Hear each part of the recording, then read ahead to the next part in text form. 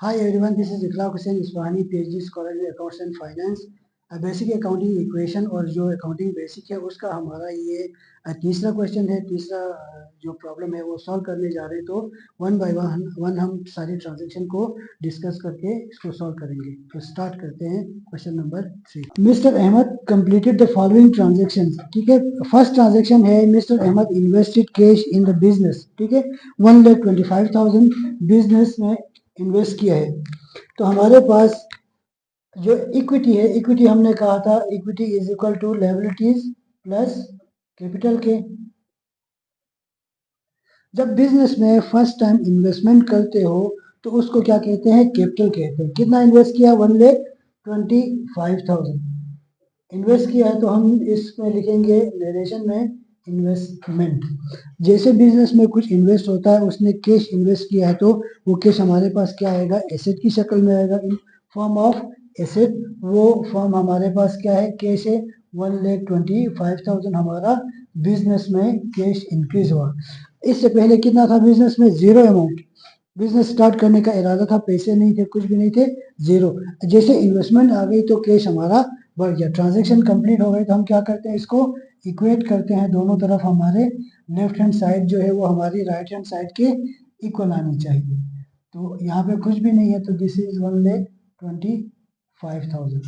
Next transaction है bought merchandise for cash ₹20,000। Last time भी हमने डिस्कस किया था पिछले क्वेश्चन में, अगर गुड्स लिखा हो, मर्चेंडाइज लिखा हो या परचेजेस लिखा हो, हमने क्या यूज करना है, मर्चेंडाइज यूज करना है। ठीक है, तो मर्चेंडाइज हमारा क्या होता है, एसेट। जैसे आपकी शॉप है, शॉप में सेल करने के लिए गुड्स लाकर रखते हैं, तो हमारा एम क्या होता है, वन बाय वन कस्टमर आए, हम सेल करते जाए, उसको क्या कहते हैं, मर्चेंडाइज। उसको गुड्स भी कहते हैं, उनको हम परचेज करके रखते हैं सेल करने के लिए। फर्स्ट ट्रांजेक्शन में नहीं था, तो सेकंड ट्रांजेक्शन में कितना है मर्चेंडाइज, 20,000। 20,000 हमने क्या किया है, कैश दिया है। फॉर कैश तो मीन्स हमारा आउटफ्लो कितना होगा परचेजेस के लिए, मर्चेंडाइज के लिए 20,000। सेकंड ट्रांजेक्शन है, तो एक एसेट आपका इंक्रीज हुआ, उतने से दूसरा एसेट डिक्रीज हुआ। मीन्स इधर ही आपका नलीफाई हो गया, तो क्रेडिट साइड पे या उस तरफ इक्विटी साइड पे कोई इफेक्ट आपका नहीं होगा। न तो हमने कोई इन्वेस्टमेंट की है, न तो कोई उधार लिया है। ठीक है, जो भी परचेज किया था उसके लिए हमने क्या किया है, पे कर दिया। तो इधर बैलेंस इसी तरह रहेगा 1,25,000, और आपके एसेट में से एक एसेट बढ़ गया विद 20,000 और दूसरा कम हुआ, तो आपका 105,000। अच्छा, third transaction paid rent for the month. जैसे हमने लास्ट टाइम भी डिस्कस किया था कि यहाँ पे अगर कोई फ्यूचर की बात नहीं करे तो हमने पास्ट जो मंथ है उसको कंसिडर करना। Paid rent for the month 25,000 है। रेंट जो है हमारा क्या है, एक्सपेंस है। जब भी हमारा एक्सपेंस इंक्रीज होता है तो कैपिटल हमारा क्या होता है, डिक्रीज होता है। तो कितने से डिक्रीज होगा, 5,000 से। तो हमने यहाँ नरेशन में लिखना है that is due to rent expense. तो ये आपका कितना रह जाएगा, 1,20,000। कोई लायबिलिटी हमारी इंक्रीज नहीं हुई है। तो जब रेंट आपने पे किया तो आपका कैश क्या होगा, कम हो जाएगा 5,000 से, क्योंकि पे आउट हुआ है ना। तो ये आपका कितना रह जाएगा, 1,00,000, और ये आपका 20,000। अब देखिए उधर भी 1,20,000 है, इस तरह भी इक्वेट करेंगे तो हमारा कितना है, 1,20,000। फोर्थ ट्रांजेक्शन में है purchase office supplies for 1,500। Supplies क्या होती है, जैसे हमने डिस्कस किया था, एसेट्स जब डिस्कस किया था, तो सप्लाईज जो बिजनेस को रन करने के लिए छोटे जो टूल्स होते हैं। अगर आपका ऑफिस है तो ऑफिस में आपकी स्टेशनरी होती है, आपके पास पेन, रबर, स्टेपलर, कैलकुलेटर वगैरह, प्रिंटिंग के लिए पेजेस वगैरह, तो टूल्स क्या है, वो सारी चीज़ें सप्लाईज कहलाती है। वो हमारा क्या होता है, एसेट होता है। तो कितने हैं सप्लाईज, सप्लाईज हम लिखेंगे ये हमारा एसेट है। कितने से हमने परचेज किया, 1,500 से ये एसेट हमारा इंक्रीज होगा। ठीक है, तो purchase office supplies for cash. अच्छा, मैंने भी लास्ट टाइम भी डिस्कस किया था, यहाँ कैश का जिक्र नहीं है। जहाँ पे कैश का जिक्र ना हो तो आपने खुद से कैश एज्यूम नहीं करना है। ये क्या होगा, ऑन क्रेडिट। हमने क्या डिस्कस किया था कि ऑन अकाउंट लिखा हो, ऑन अकाउंट लिखा हो, ऑन क्रेडिट लिखा हो, या किसी बंदे का, इंडिविजुअल का या किसी कंपनी का नाम अगर ना हो तो अगर किसी कंपनी का नाम हो, इंडिविजुअल का नाम हो, ऑन क्रेडिट या ऑन अकाउंट लिखा जाए तो ये हमारा क्या होता है, उधार होगा। ठीक है, अगर ये भी नहीं है, ये भी नहीं है, ये भी नहीं है, इस क्वेश्चन में देखें सप्लाईज हमने परचेज किया है, किसी का नाम भी नहीं है, ऑन क्रेडिट भी नहीं कह रहा है, ऑन अकाउंट भी नहीं कह रहा है, लेकिन साथ ही साथ कैश का भी जिक्र नहीं कर रहा है। अगर कैश का भी जिक्र नहीं है फिर भी क्या होगा, हमारा उधार होगा, हमारी लायबिलिटी इंक्रीज होगी कितने से, 1500 से, क्योंकि पे किया होता तो यहाँ से डिक्रीज हो जाता, तो यहाँ से डिक्रीज नहीं हो रहा है तो फिर हमारी लायबिलिटी इंक्रीज होगी। तो ये हमारा फोर्थ ट्रांजेक्शन, यहाँ पे कोई चेंज नहीं है, तो इक्वेट करेंगे हम इसको, इधर आपके पास 1500 आ गया, 1,20,000 आपका कैपिटल है, कैश आपके पास 100,000 है और मर्चेंडाइज 20,000 है, सप्लाईज आपका 1500 हो गया। नेक्स्ट ट्रांजेक्शन है हमारे पास sold goods for cash. Goods हमारी क्या है, सेल हमने की है। जब भी आप सेल करते हो तो डिजायर्ड ये होता है कि कैश रिसीव होना चाहिए। अगर कैश रिसीव नहीं होता है तो फिर हमारा क्या होगा, वो अकाउंट रिसीवेबल होगा। लेकिन यहाँ पे क्या है, sold good for cash, clearly कहा है कि हमें कैश रिसीव हुआ है 500,000 का। जब भी सेल जो है हमारा रेवेन्यू है इंक्रीज होता है तो कैपिटल क्या होता है, इंक्रीज होता है। तो 5,000 से हमारी सेल्स हुई है, तो ये हमारा क्या है, सेल इनकम से कह सकते हो, सेल रेवेन्यू कह सकते हो आप, जो भी आपके पास टाइटल है। तो आपका कैश इंक्रीज हो गया बाई 5,000। तो ये फिफ्थ ट्रांजेक्शन है। ट्रांजेक्शन कंप्लीट हो गई तो बाकी हमने क्या करना है, एज इट इज लिखना है। तो ये हमारे पास आ जाएगा 1500, ये आपके पास 1,25,000, कैश आपका फिर से बढ़ गया 1,05,000 हो गया, ये आपका 20,000 है और ये आपका एज इट इज 1500 है। सिक्स ट्रांजेक्शन में कह रहा है purchase goods on credit from Nasir. हमने कहा था कि ऑन अकाउंट लिखा हो, ऑन क्रेडिट लिखा हो या किसी बंदे का नाम, तो यहाँ पे दो चीजें, ऑन क्रेडिट भी कह रहा है, नासिर भी कह रहा है। अगर ऑन क्रेडिट नहीं कहता, नासिर कहता, फिर भी क्रेडिट होता। तो यहाँ उसने ऑलरेडी लिखा है, ऑन क्रेडिट लिया है। सिक्स ट्रांजेक्शन क्या लिया है, परचेजेस गुड्स। हमने कहा था गुड्स लिखा हो, गुड्स लिखा हो या मर्चेंडाइज लिखा हो या परचेजेस लिखा हो, तो हमने क्या कंसीडर करना है, मर्चेंडाइज। कितने की हमने परचेज की है, 10,000।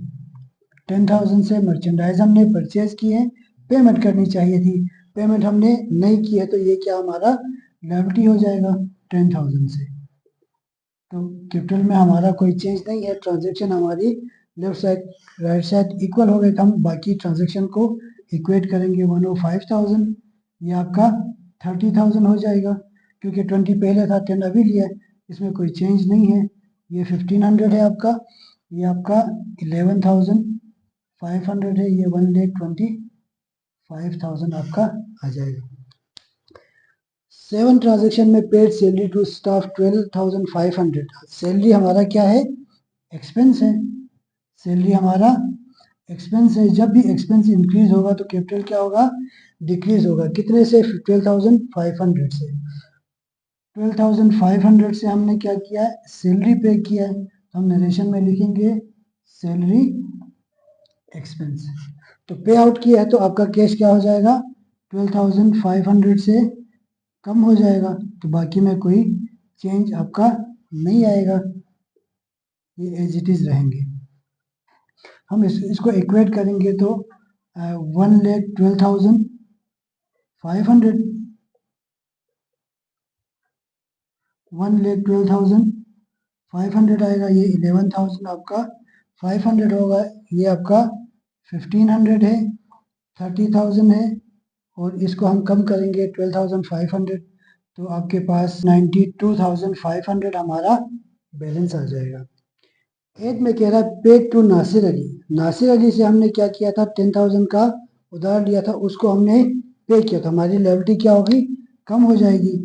तो लायबिलिटी हमने कितना पे किया है, 3,500। 3,500 हमने लायबिलिटी पे किया है, तो कैश भी हमारा क्या हो जाएगा, कम हो जाएगा 3,500 से, तो बाकी चीज़ें हमारी एज इट इज आएंगी। तो हम इसको इक्वेट करेंगे 92,500 में से हम इसको करेंगे तो 89,000 हमारा बैलेंस रहेगा। ये आपका 30,000, ये आपका 1,500, ये हमारा 3,000 कम करेंगे 500 और 11 में से 3 करेंगे तो 8,000 हमारा बैलेंस रहेगा। ये 1,12,500 होगा। नेक्स्ट ट्रांजेक्शन हमारी 9 में sold goods on credit to Abid. Abid को हमने सेल किया है। क्या किया? सेल्स की है। कितने से? सेल हमारा रेवेन्यू है, जब भी बढ़ेगा तो कैपिटल क्या होगा? इंक्रीज होगा। तो कैश आना चाहिए, नहीं आया है तो अकाउंट रिसीवेबल हम इंक्रीज करेंगे, क्योंकि आबिद को हमने क्या किया? उधार में दिया है। तो कितना दिया है? 15,000। तो जब हम सेल करेंगे 15,000 से तो कैपिटल क्या होगा? इंक्रीज होगा। सेल्स, जो टाइटल पहले दिया था वही आपने देना है, सेल इनकम या सेल्स इनकम। और आपके पास कैश आना चाहिए था, तो कैश तो नहीं आ रहा, इसका मतलब है हमारा अकाउंट रिसीवेबल एसेट होता है। अगर कैश अभी नहीं आया है तो कुछ दिन बाद कैश आएगा, 10 डेज बाद, 1 वीक बाद, 2 वीक्स के बाद, तो हमारा ये 15,000 इंक्रीज हो जाएगा अकाउंट रिसीवेबल से। ट्रांजेक्शन कंप्लीट हो गए तो हमने क्या करना है? इक्वेट करना है इसको। तो 9th ट्रांजेक्शन में sold goods on credit to Abid for ₹15,000। Abid को हमने क्या किया? सेल किया। सेल करते हो तो सेल में डिजाइड ये है कि हमारे पास कैश आना चाहिए। अगर कैश नहीं आता तो वो हमारा क्या होता है? On account. क्या होता है? ऑन अकाउंट लिखा हो, ऑन क्रेडिट लिखा हो, किसी का नाम होना चाहिए या कैश का जिक्र नहीं होना चाहिए। ये रिक्वायरमेंट है। यहाँ पे दो चीजें हैं, ऑन क्रेडिट भी लिखा हुआ, इसका मतलब account receivable from to Abid, Abid को दिया है, इसका मतलब भी ऑन क्रेडिट है, उधार पे दिया है। ठीक है। अब ये जो सेल है, कैश हमारे पास है, अकाउंट रिसीवेबल, ये हमारा क्या है? रेवेन्यू। जब भी रेवेन्यू इंक्रीज होता है तो कैपिटल क्या होता है? हमारा इंक्रीज होता है। तो हमने कैपिटल को इंक्रीज किया रेवेन्यू से 15,000, तो ये हमारा क्या है? टाइटल हमारा क्या होना चाहिए? सेम होना चाहिए, सेल्स इनकम या सेल्स रेवेन्यू आपका होना चाहिए। जैसे आपने 15,000 की सेल की तो कैश आना चाहिए, यहाँ पे कैश तो नहीं आया। अगर कैश नहीं आया तो फिर क्या है? आपका अकाउंट रिसीवेबल। हम नया एसेट बनाएंगे अकाउंट रिसीवेबल के टाइटल से, तो वो हमारा क्या होगा? 15,000 से अकाउंट रिसीवेबल इंक्रीज हो जाएगा। ट्रांजेक्शन हमारी कंप्लीट हो गई, तो इसको हम क्या करेंगे? इक्वेट करेंगे।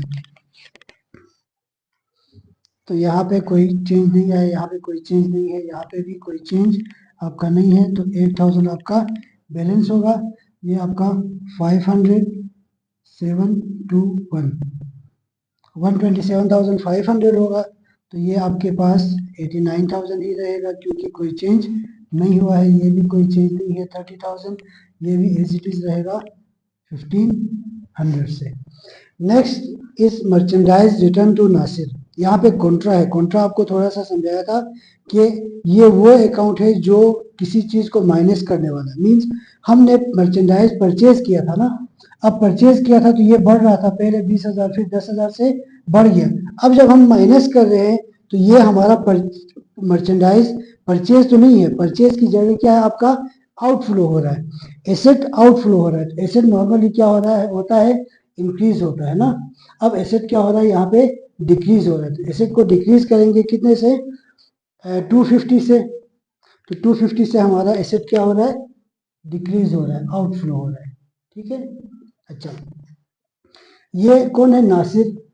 नासिर से हमने 10,000 की गुड्स क्या की थी? परचेज की थी ऑन क्रेडिट। ये नासिर है। अब नासिर को हमने कितने देने थे? 10,000। अब जब 250 की गुड्स हमने क्या की, उसको अगर 10,000 देने हैं, 250 की गुड्स हमने वापस की, तो ये 250 वापस नहीं देने, इसका मतलब है 9,750 रुपये हमें उसको पे करने होंगे। ठीक है, ये हमारी लायबिलिटी होगी। तो लायबिलिटी में से हम क्या करेंगे? टोटल डिक्रीज करेंगे 250 टू 50। ठीक है। तो बाकी चीज़ों में कोई बाकी ट्रांजेक्शन में कोई चेंज नहीं आया, बाकी एज इट इज रहेंगे नो चेंज के साथ। तो ये कैपिटल में भी कोई चेंज नहीं आया। ये आपका 7,750 बैलेंस रहेगा। ये 1,27,500 आपका होगा। तो कैश में भी कोई चेंज आपका नहीं आया है, और आपका ये कम होके 29,750 50 रह जाएगा, ये 1500 और ये आपका 15,000। ठीक है। अच्छा, इसी तरह goods were return by Abid, हमने आबिद को 15,000 की गुड्स सेल की थी, हमने क्या किया था, सेल किया था। अब आबिद से हमने कितना लेना था, 15,000 रुपया। अब उसने क्या किया, 750 गुड्स वापस की, कितने लेना था, 15,000। हमने उनसे क्या करना था, अकाउंट रिसीवेबल, उसमें से 750 की गुड्स वापस कर दी। अगर 15,000 लेना था, 750 की गुड्स वापस किए, तो ये 750 की पेमेंट हमारी तरफ नहीं आएगी, तो क्या होगा, तो ये आपका कम होके 14,250 रह जाएगा। तो ये हमारी पेमेंट आनी है। इसका मतलब है जो कैपिटल को हमने इंक्रीज किया था 15,000 में से, उसमें से 750 नहीं आएंगे, तो हम क्या करेंगे, 750 से इसको कम करेंगे। इसका क्या है, ये हमारा कॉन्ट्रा है, ये हमारा आ गया सेल्स रिटर्न। ये आपका मर्चेंडाइज रिटर्न था, वो आपका क्या है, सेल रिटर्न। अब हमने क्या किया, पेमेंट नहीं करनी है, तो कैश तो हमने नहीं दिया, जो अकाउंट रिसीवेबल है, अकाउंट रिसीवेबल इस वक्त कितना है, 15, तो इसमें से 750 क्या होगा, हमारा कम हो जाएगा, क्योंकि ये पेमेंट हमारी वापस नहीं आई, क्योंकि हमने वापस कर दी है। ठीक है, तो ये आपका 14,250 इधर बैलेंस होगा, बाकी कोई चेंज नहीं है, एज इट इज रहेंगे। तो ये आपके पास ट्रांजेक्शन नंबर 11 है, ये आपका 10 था। तो ये बैलेंस आपका 89,000, ये आपका 29,750, ये आपका 1,500।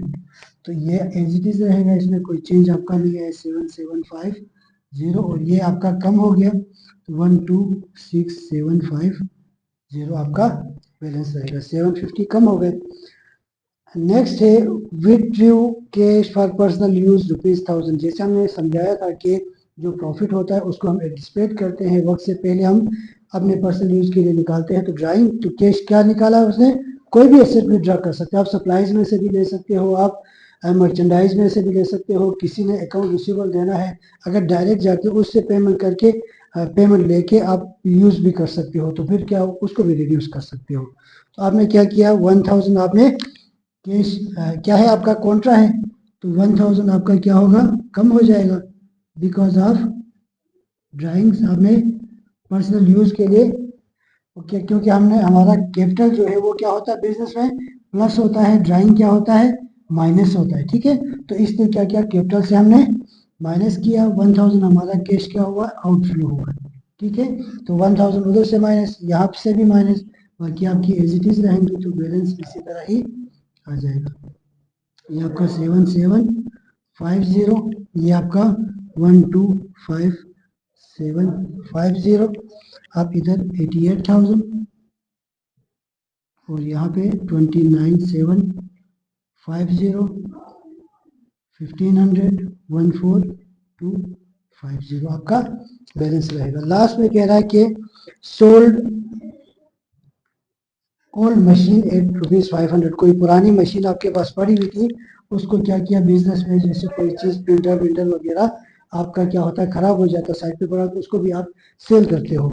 नॉर्मली इसको डिस्पोजल कहते हैं, वो हम डेप्रिसिएशन के चैप्टर में पढ़ेंगे, लेकिन इतना कॉम्प्लिकेटेड हमने अभी नहीं करना है, तो हमने क्या किया, इसको सेल किया। तो उसको किस तरह लिखेंगे, सोल्ड ओल्ड मशीन एट ₹500। जब हमने सेल किया तो हमारा रेवेन्यू क्या हुआ, इंक्रीज हो गया। ठीक है, नॉर्मली हम क्या करेंगे, सेल इनकम, और हमारा कैश आया ना 500, तो कैश में हमारा ये इंक्रीज हो गया। ठीक है, तो ये आपकी ट्रांजैक्शन नंबर 13 थी, तो बाकी कोई चेंज नहीं है, ये एज इट इज आएंगे। तो ये आपका 7750, ये आपका 500 इंक्रीज हो गया, तो 126750, और ये आपका ये इंक्रीज हो गया 88,500, 29,750 और 1500 आपका, ये 14,250। तो ये दोनों साइड हमारी क्या होंगी, इक्वल होंगी। तो क्या आपका आ रहा है 126,750 और 775 हमारा बैलेंस है 0,0,15,142। ठीक है, 124,500 इस तरफ भी होगा, 124,500 जब इन दोनों को इक्वल करेंगे तो लेफ्ट हैंड साइड और राइट हैंड साइड में सेम बैलेंस आना चाहिए। ठीक है, थैंक यू।